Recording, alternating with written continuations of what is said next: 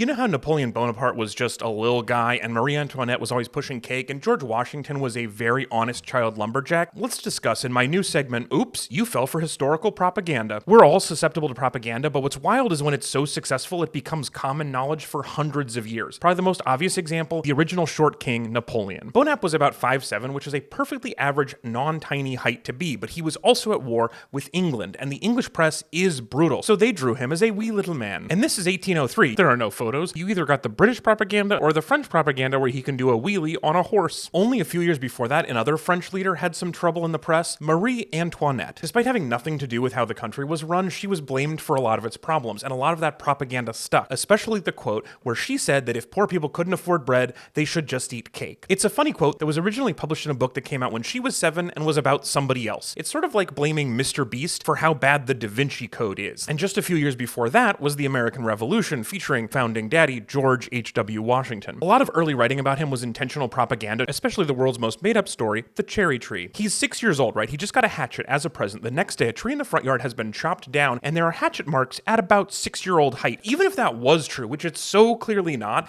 it's not about a kid who's super honest. It's about a kid who's terrible at doing crimes and knows it's too late to cover it up. But we know a few things about George that aren't propaganda, like he was 6 foot, he could also do the horse wheelie thing, and he had absolutely nothing to do with the Da Vinci Code.